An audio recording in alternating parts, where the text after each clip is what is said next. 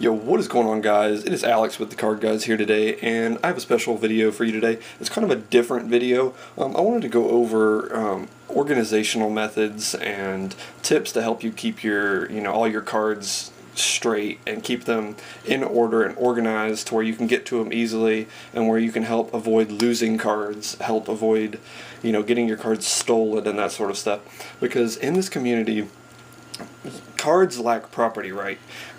Any card looks like just any other card. There's no way to, specifically define which cards are yours. So people get their stuff stolen a lot. People get, lose cards a lot. People let people borrow cards and they don't know which cards are theirs and yada yada. Y'all know how it goes.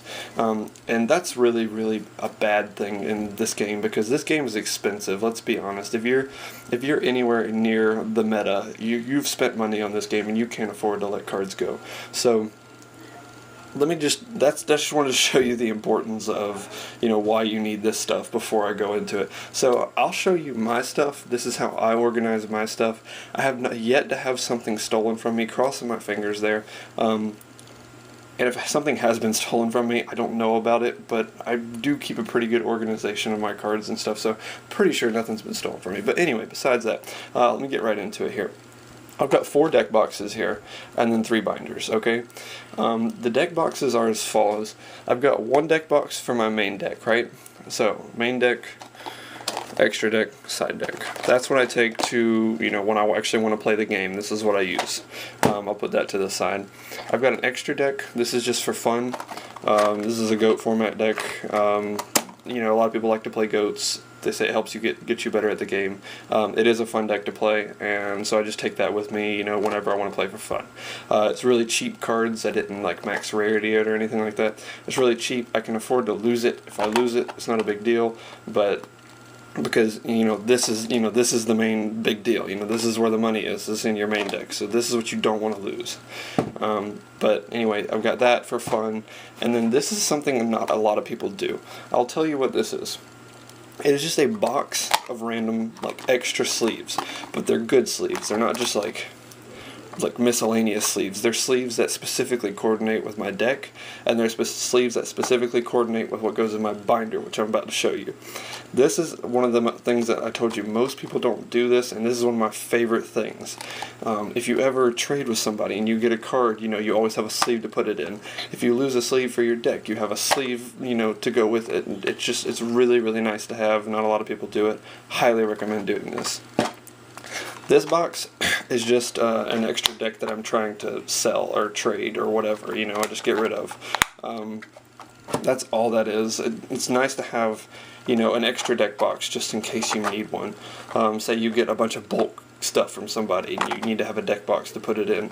You don't want to just throw it on, throw it in your bag or whatever, the cards get bent. So always carry an extra deck box with you.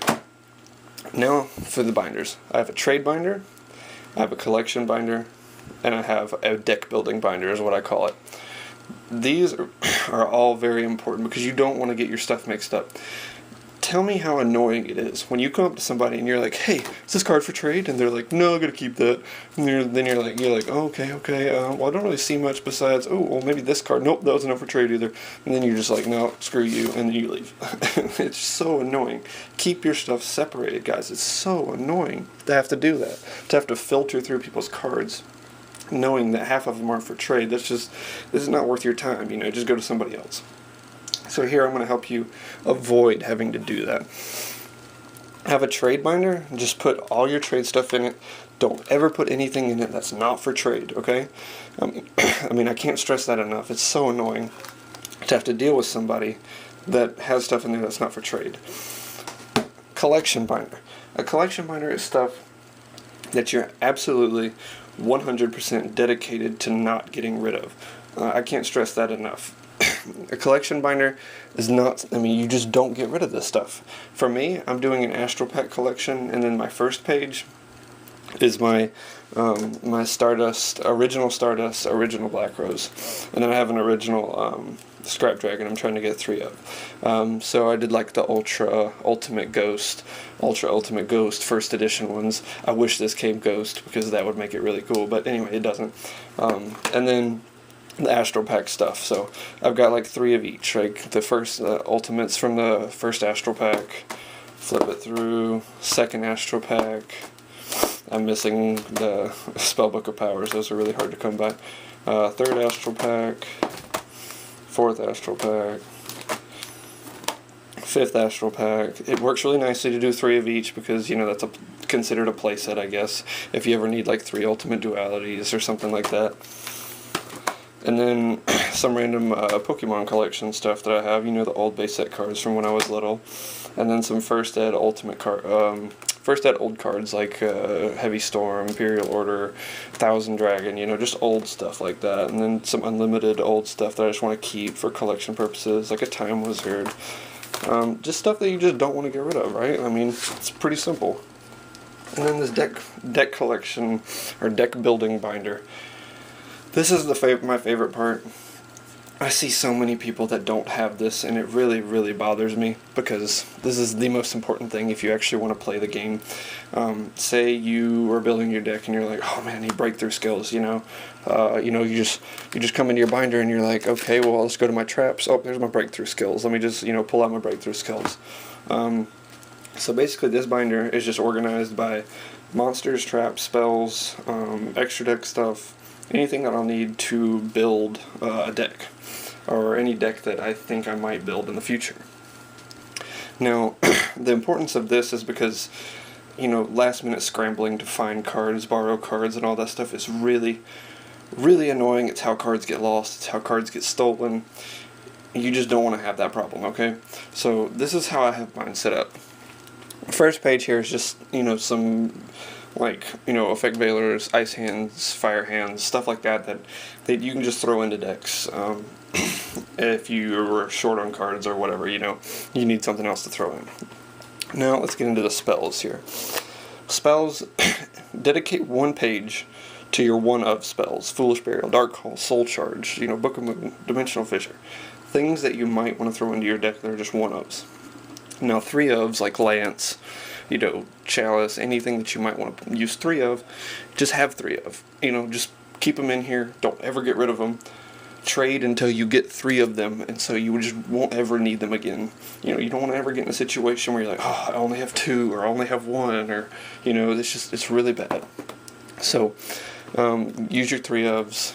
And then another one thing I want to talk about here is these empty sleeves here.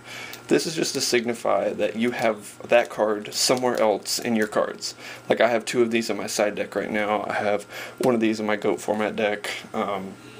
It's just to signify that you have the card, and every time you flip through this binder, you're going to be like, okay, where's this card? Where's this card? You know exactly where it is. So just keep flipping. I had a few empty spaces here for cards that I might want to put there. I don't know what's going to go there yet. Okay. So, I'm sorry. I need some water. But anyway, 1 of traps, 3 of traps. Same principle. You know, missing that card. These are in my deck.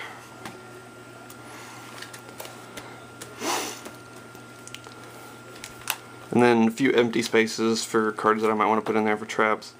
And then my extra deck stuff. My staple rank 4s, Alucard, Synchros that I might use for my deck.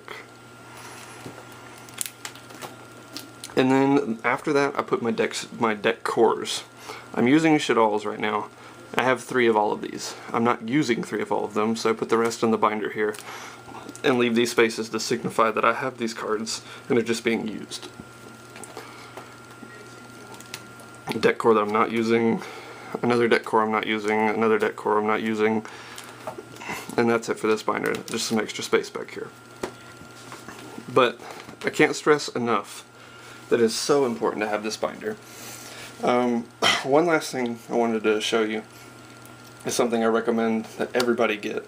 It's really, really important if you want to like keep a small amount of profit incoming for this game. I'm gonna move my camera over here. There's a 5,000 count deck box. These are amazing. I keep my commons, my rares, and then my hollows separated that I don't want, they're not worth trading, they're just bulk. And so I just keep them in here, and then I'll go sell them to a store once I build up a bunch of them. This helps keep a small amount of profit incoming, helps you buy your cards that you need. and whatnot. So that's pretty much all I have for today, guys. I guess this is Alex with TheCardGuyz. Hope this helped. Let me know in the comments down below. Leave a like, share the video, and I'll see you next time.